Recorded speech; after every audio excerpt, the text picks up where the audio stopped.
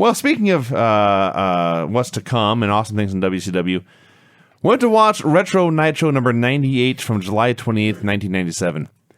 Now, before we begin here, I accidentally started on the wrong show. I loaded up the last show in July from 1998. One year from now. Would you like to guess what I saw opening the show?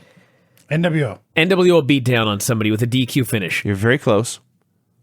Hulk Hogan in the NWO cutting a promo on a celebrity. Wow. Yeah. How about that? He ran that horse deep into the ground. So, back here on the real show, 98, show number 98, July 20th, 1997.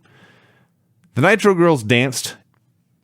Is it important that I mention this every time they do this? It happens like 6 times a show and goes nowhere. No. Okay, I'll skip. Well, maybe someday it'll go somewhere. If it ever goes somewhere, I'll let you know. One of them will marry Sean. Whisper. Anyway, go on. That was her name. I know. I didn't want to talk about anything else that happened. Vicious and Delicious versus Ric Flair and Curt Hennig.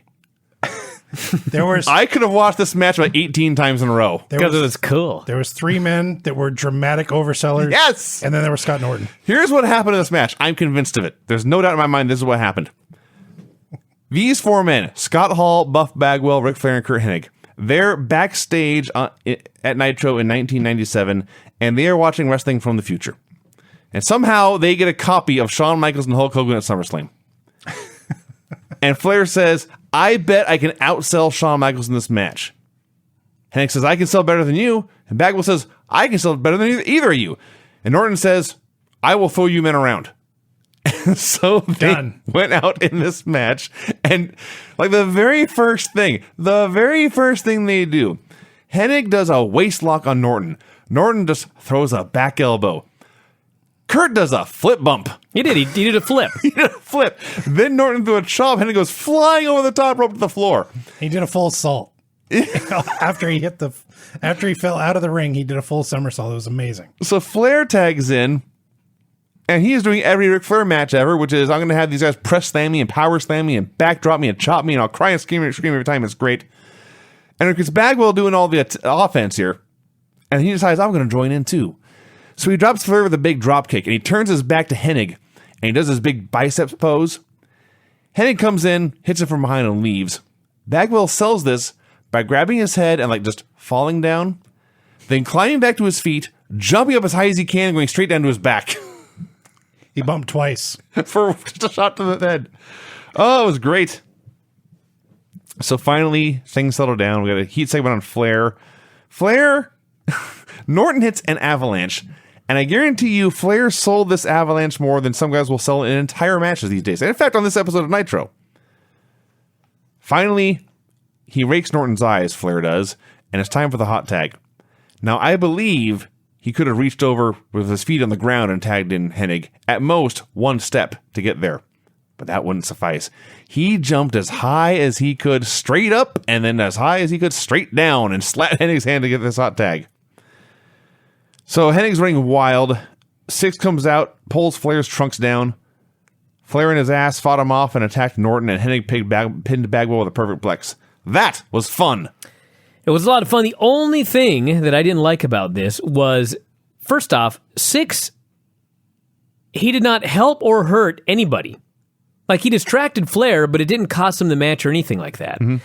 And so the way that they did it, Flair has to trip Norton. But at the same time, he's fucking brawling with Syxx, and so he has to do 2 things at the same time, which he barely pulled off, by the way.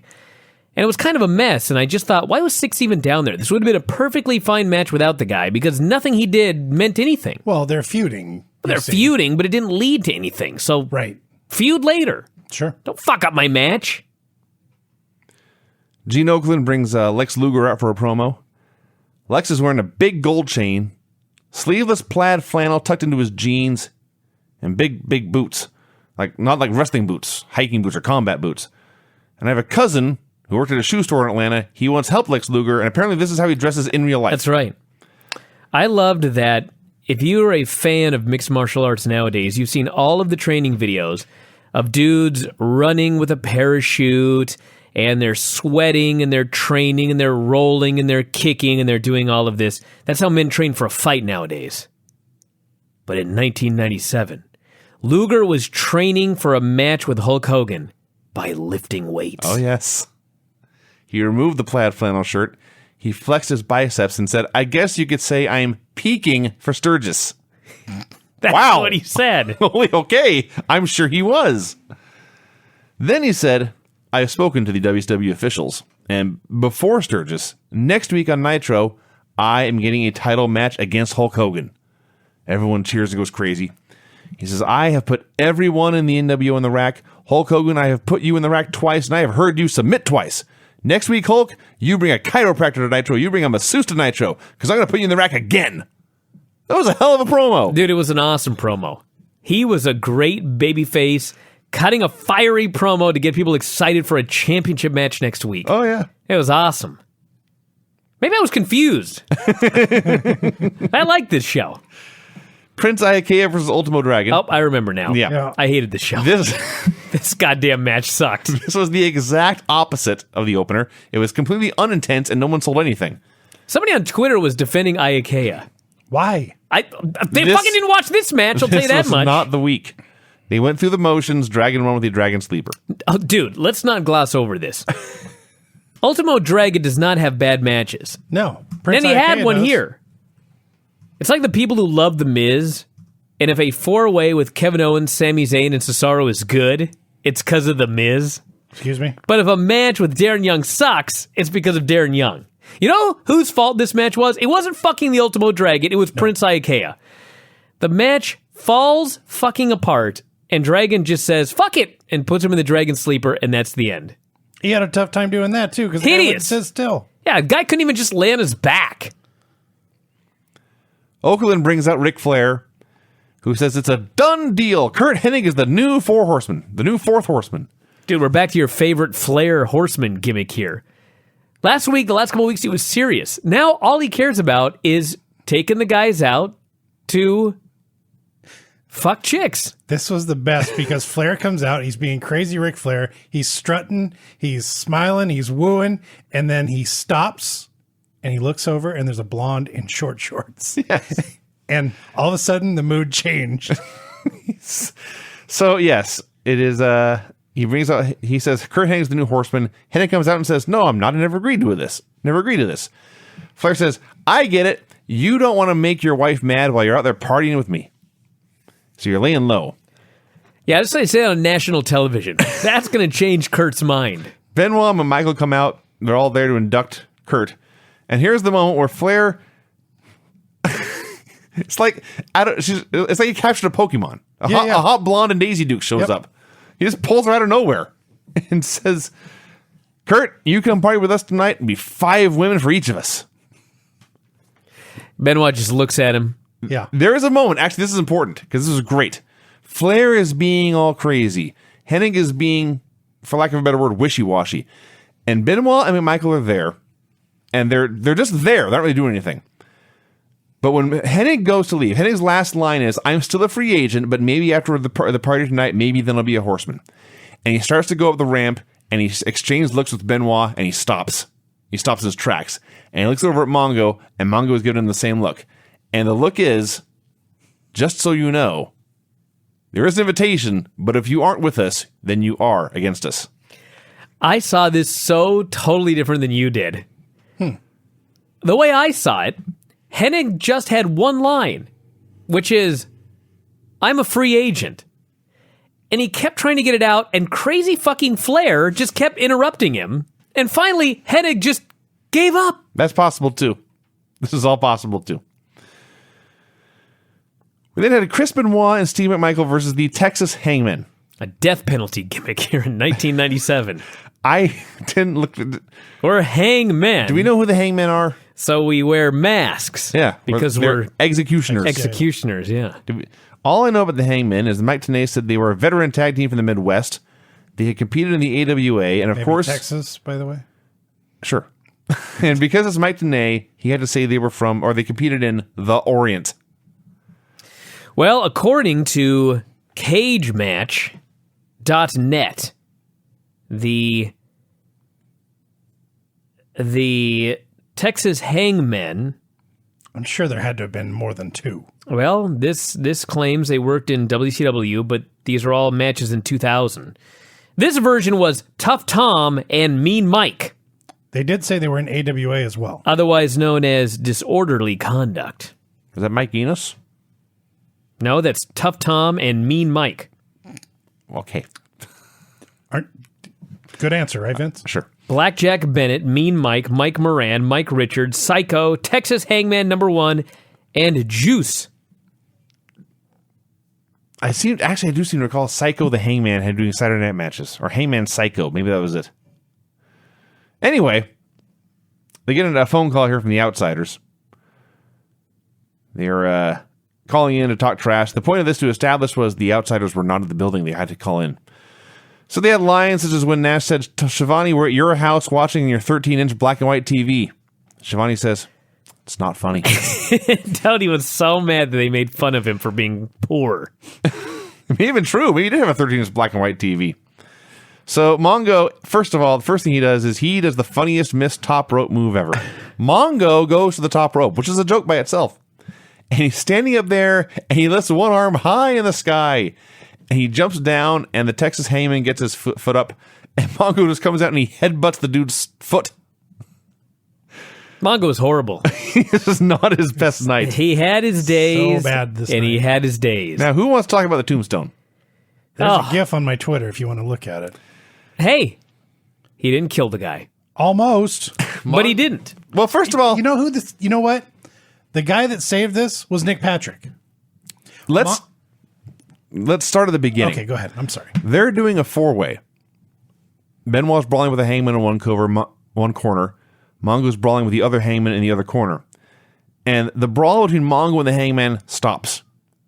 And they have a discussion. They are on different pages. And I guess the Hangman said, tombstone me. They were on different books. And Mongo said, what? Hangman said, tombstone me. Mongo said, are you sure? Yeah, tombstone me. So after about an hour of this, Mongo, I generously say, picks him up in position for a tombstone. And from the get-go, things are going horribly awry. He's stumbling left. He is stumbling right. At any moment, you think he's going to drop this guy on his head and kill him. Then he stumbles forward into the corner, squishing Nick Patrick. Nick Patrick puts his right hand up and actually steadies the two Yes. and gives him a little shove, and then the tombstone is complete. The tombstone is complete. He is not killed somehow. Then everyone looks at each other for a while. Benoit puts the dude in a crossface. The guy taps, but his feet are under the ropes, so Nick Patrick says, no, not a finish.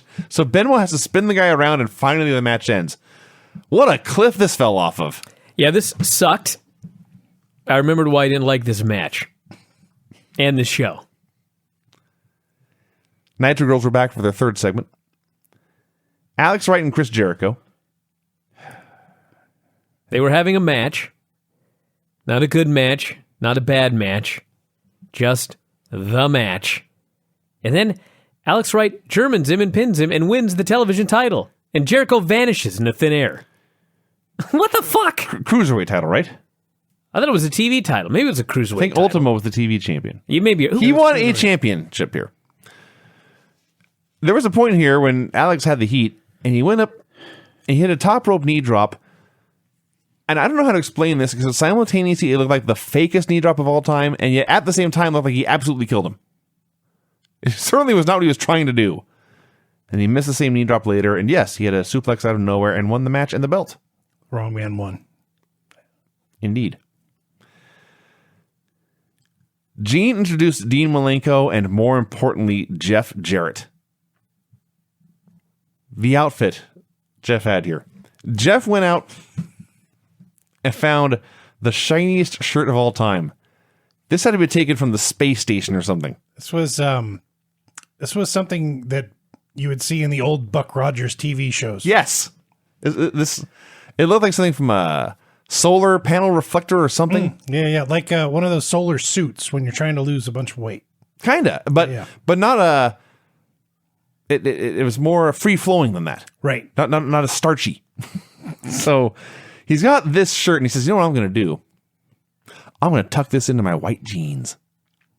And he comes out and he's doing his strut and the shiny shirt and the white jeans and the polished white cowboy boots. Mm-hmm. This is the best outfit of all time. So he comes out like that. Deborah comes out being Deborah. And over to the side and lagging behind is Dean Malenko, avoiding eye contact, pretending they're not there, does not want to be associated with them at all. So they come out for a promo. And Dean and Jeff say it's very important that we watch each other's back. We both have a lot of enemies. You don't like the Guerreros. I don't like the Horsemen. I don't like the Guerreros either. As they're talking, the new champion, Alex Wright, passes by. And he and Deborah exchange looks. And as Alex goes to leave, Deborah follows him. She whispers in his ear. I don't know what she said, but Alex seemed to like it. I can imagine.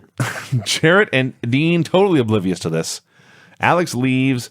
Deborah comes back, cuts her wacky promo, and Jarrett vows to finish off Flair once and for all, and that's that. So here's the story. She, in storyline, left her husband for Jeff Jarrett. And then when Jeff's back is turned, she's whispering sweet nothings into Alex. First good-looking champion comes along. Well, it sounds about right. Based on history. We know she can't be trusted. Diamond Dallas Page versus Syxx. You know, people used to hate DDP. They thought he was over-pushed. They thought he only got his push because he was Bischoff's neighbor. Earned every bit of this. You know what? He was always super over. He always had good matches. People loved his finish. This guy was a star. I mentioned the insane reaction Steve Austin got on Raw tonight. I don't think anyone else in either show got a bigger reaction than Page got here. No. It was ridiculous how much they loved him.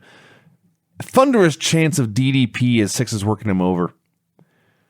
So Vincent runs out to distract Page, but this just leads to Page hitting the diamond cutter to a huge pop. Well, let's talk about what happened because it was very modern, and I'm not sure if that's good or bad.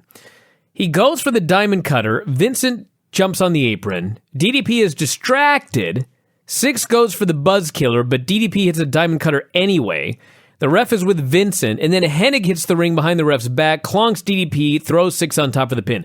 This could have been the finish on any Monday Night Raw of the past 10 years. Yeah. Very true. They were sure to point out that Hennig's hand was loaded. Yes. So Syxx wins. We have Hector Guerrero versus Dean Malenko. Announcers noted that Curt Hennig... Okay, go ahead. It's very important. Curt Hennig, Flair thinks he's a horseman, but Hennig ran in here and helped the NWO win.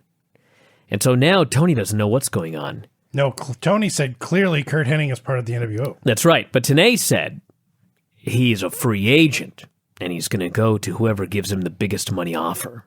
So actually, this storyline was making sense. Oh, yeah, they were portraying that Hennig had no loyalty, and that was very clear. But Flair's a numbskull. Flair is an idiot, is the storyline. Which, if you've watched The Horsemen for the past year, makes sense. Flair is overconfident.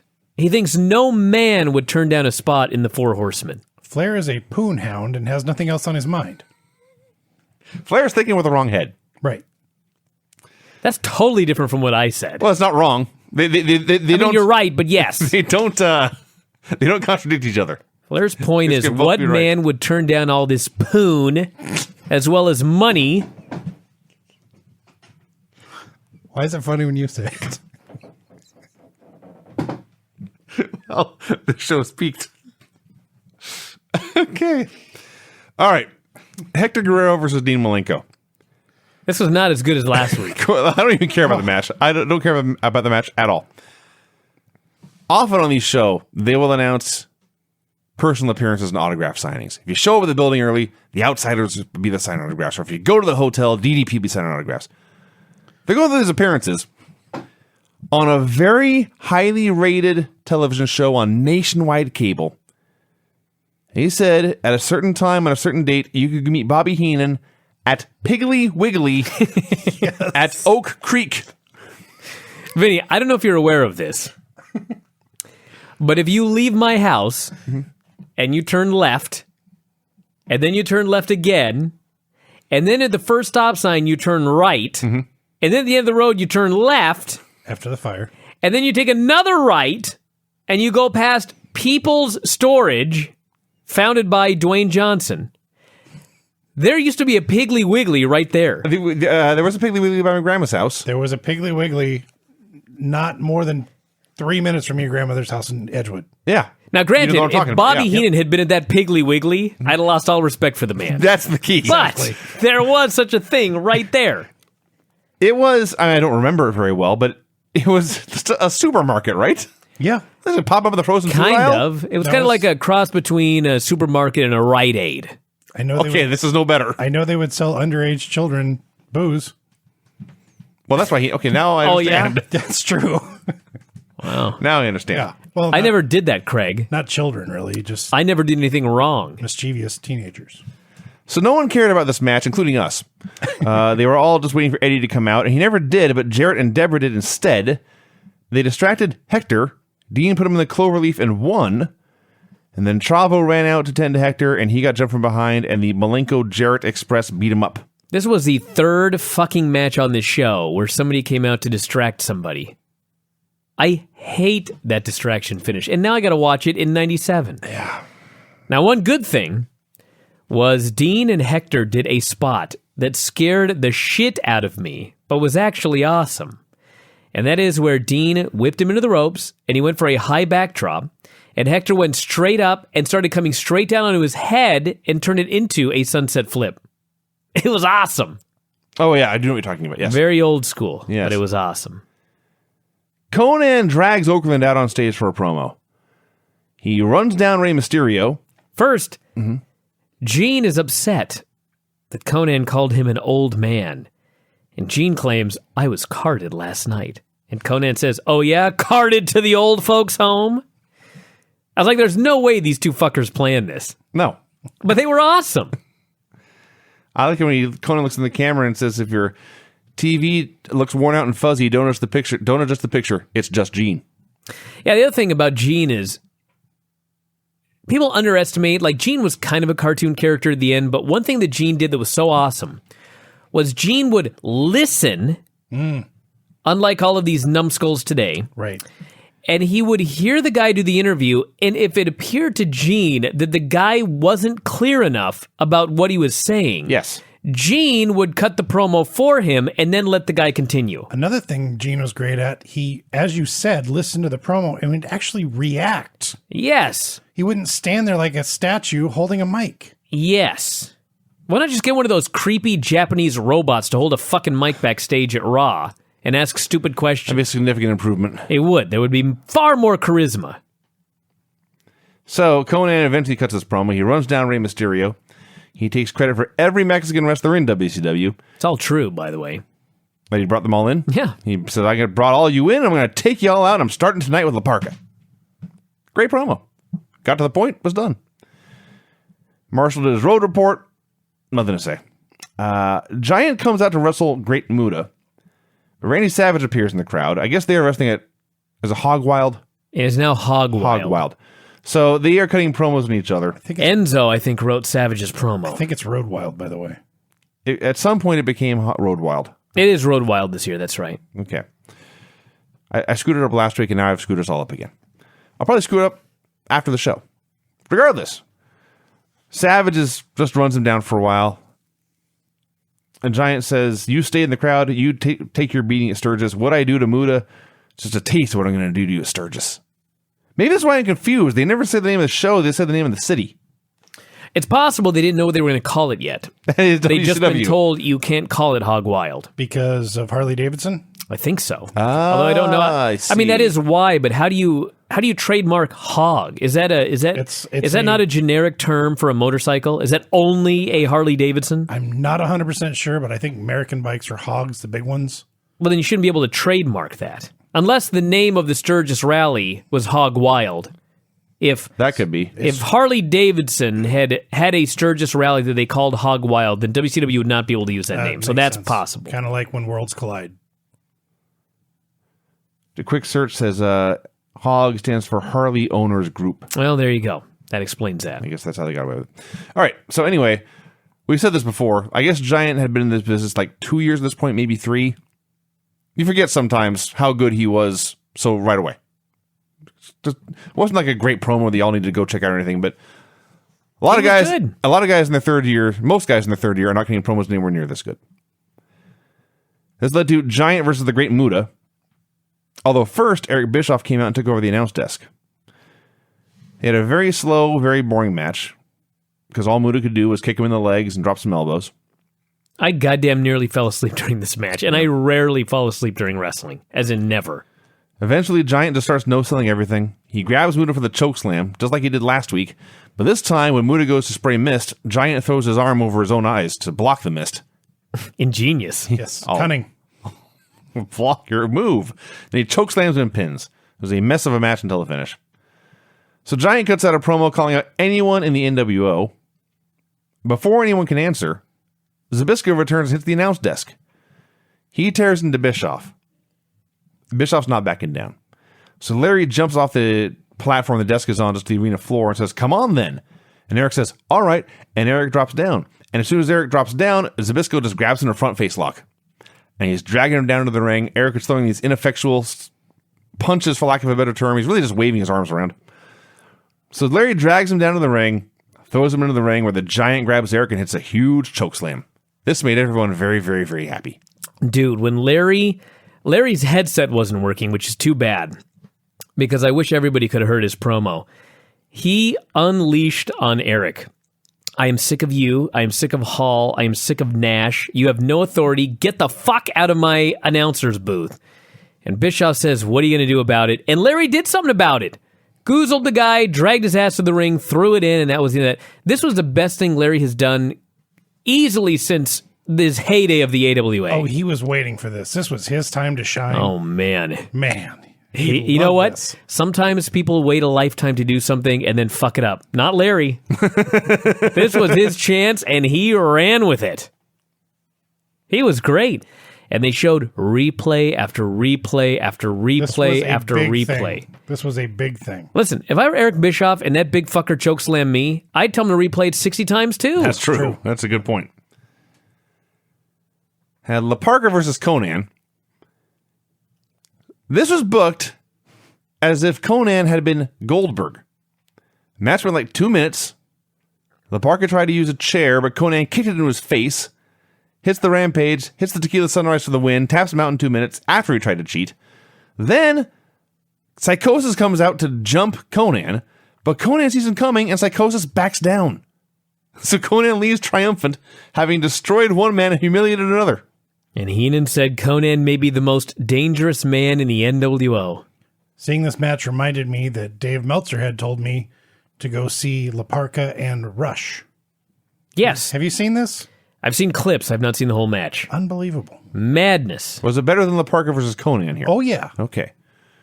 I will try to there's a lot I need to check out in the next month, really.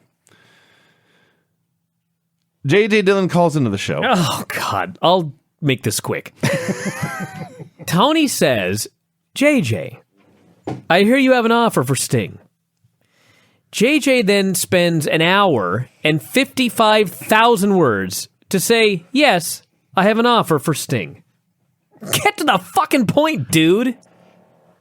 Remember when JJ first showed up and I was telling you what a terrible authority figure he was and you defended him? Yeah, because I've been watching 1986 NWA. He was awesome. He was a great heel manager. I don't even blame him. They just give him a bunch of shit to say. Specifically, what he said was, they have acknowledged it has now been 1 full year since Sting has wrestled a match. That year went by fast, by the way. It really At least did. it did here in 2016. And JJ says, "That's true, but I believe we have an offer that Sting will be happy to accept, and our goal is to get him back in the ring by September." Wow. Which is, let's think about this. It's been 12 months. We need 2 more, and even then, they failed because WCW. Well, you got to get all your ducks in a row, Vince. You can't rush things. I guess not. Randy Savage versus Scott Steiner. Steiner had a goatee now. Know what that means. Yeah. Time being cheered is short. So the Steiner threw him around a bit. They brawled on the floor. I did like when Savage, even though he was already winning on him, Savage has him down on the floor. He says, "I'm going to go 20 rows deep into the crowd. I'm going to cross the row all the way to the other entryway, then come 20 rows back just so I can jump Scott Steiner from behind." Finally, Steiner catches him on some kind of top rope move, suplexes him over his head, throws him out of the ring, and Steiner comes back as the top rope Rana, and the Outsiders run out for the DQ. They were here all along, those bastards. So they're triple teaming the Steiners until the Giant runs out to make the save. And Giant says, I got a match with Savage on Saturday night at Sturgis, but Kevin Nash, you and I, we can fight for free right now. And Nash just seems to accept this, and they're teasing the Battle of the Giants and how great it's going to be. And then, of course, the show ends before there's any kind of resolution. You know, there was a lot of stuff in this that I really liked, such as Scott Steiner's getting too goddamn big for the Frankensteiner, but he's figured out, you know what? A Frankensteiner off the top rope looks more impressive and is much easier. Yes, it is. So And he's added honestly that. safer. Added that to his repertoire. Nash and Giant are setting something up for down the road, which goes almost tragically awry.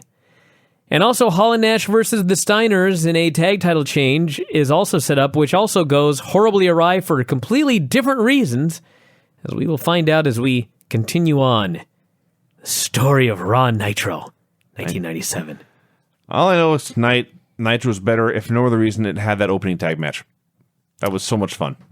Speaking of these shows, Vinny, I may command you to watch the non-Hulu version of Raw. Yeah. Because if you miss the squash match You need to see this, Vince. with Braun Strowman, you'll never forgive yourself. Sean sent me a video last night.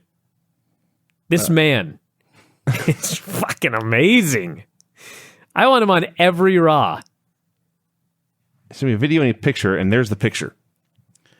Oh, yeah. They could not have found a They couldn't have. better jobber. The Mulkeys would laugh at this guy. Yeah. Yes. They go, you need to get out of this business, dude. I'll tell you what, I will make you a promise. I can't do it this week. It's book season, everyone. So I don't have time. Period.